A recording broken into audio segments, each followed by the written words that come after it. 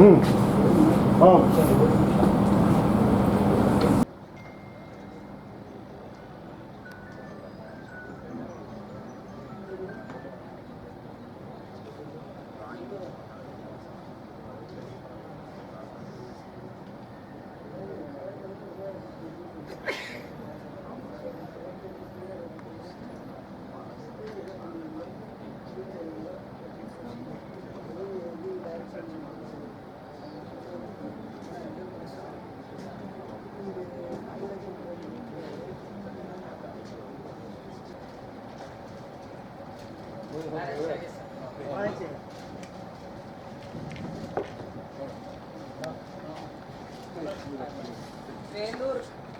அனைவருக்கும் வணக்கம். வேலூர் மாவட்டத்தில்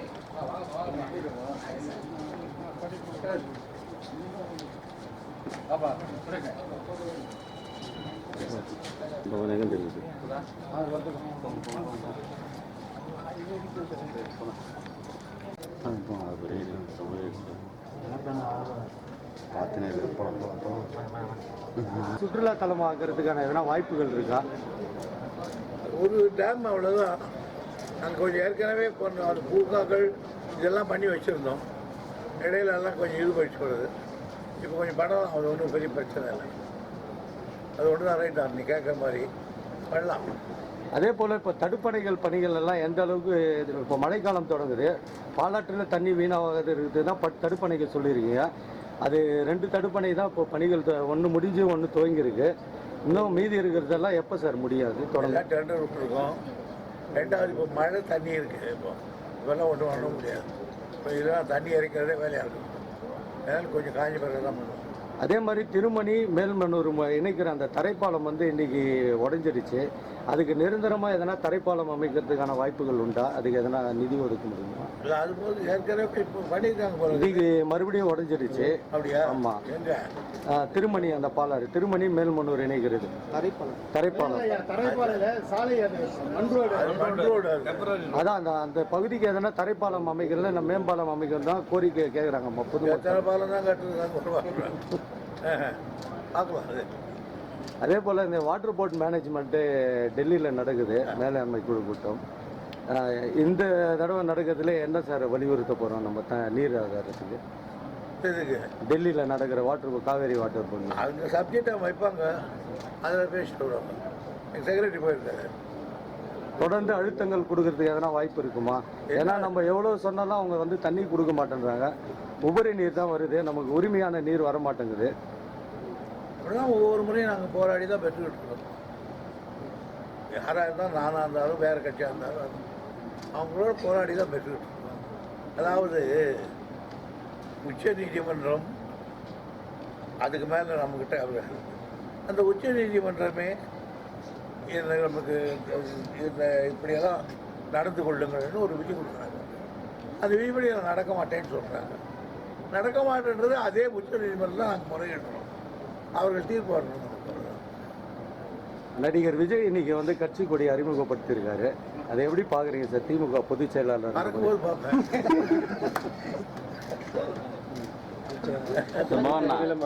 அமைச்சரவையில் இன்னைக்கு மாற்றம் ஏற்பட போடுது. துணை முதல்வராக வந்து உதயநிதி அறிவிக்க போகிறதாகவும், நம்ம வேலூர் மாவட்டத்தை சேர்ந்த ஒருத்தருக்கு வந்து புதிய மந்திரி பதவி கொடுக்க போகிறதாகவும் ஒரு தகவலாக பரவிட்டு இருந்தது. அது நீங்கள் பொதுச் செயலாளர் முன்னிலையில் நீங்கள் சொல்லுங்கள் சார். எனக்கு ஒன்றும் அப்படி செய்திகள் எனக்கு தெரியல, என்கிட்ட வரல. அதான் வரலன்னு சொல்லிட்டாரு முதலமைச்சர். இப்போ சீனியர்ன்ற முறையில் துணை முதல்வர் உங்களுக்கு தான் கொடுக்கணும்னு எதிர்பார்ப்பாங்க கட்சியினர்.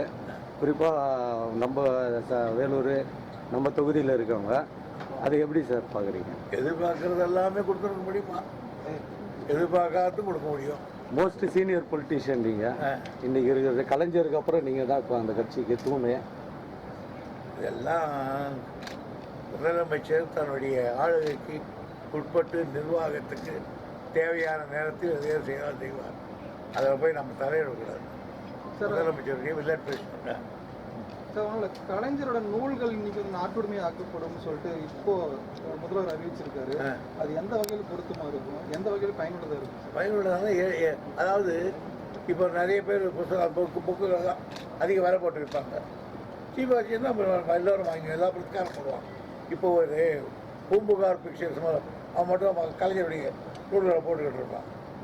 அவங்ககிட்ட பொக்கு வாங்கினா அவன் தான் திருப்பி போட்டுருவான்.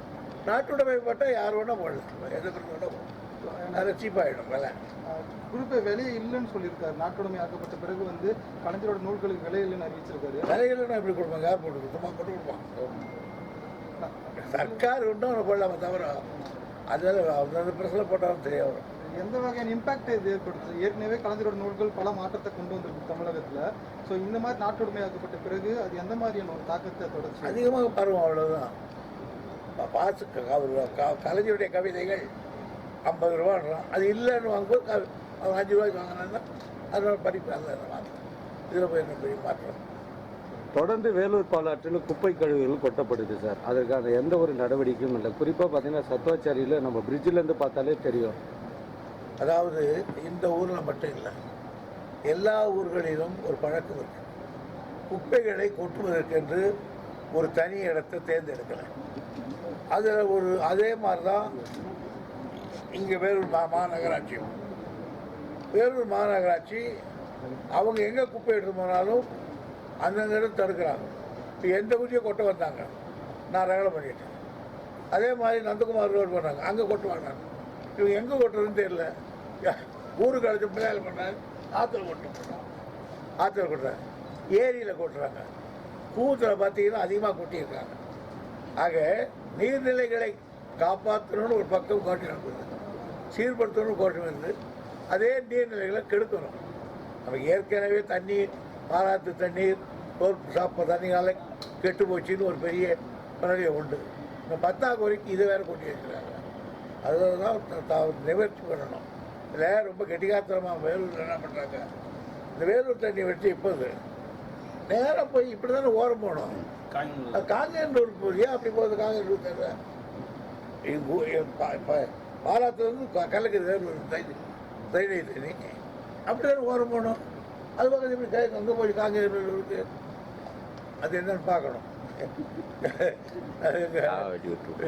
எங்கே ஆறு இது? அதை நீங்கள் என்கரேஜ் பண்ணுறது தப்பு. அது பாலாத்துல ஒரு 6 கட்டணும்.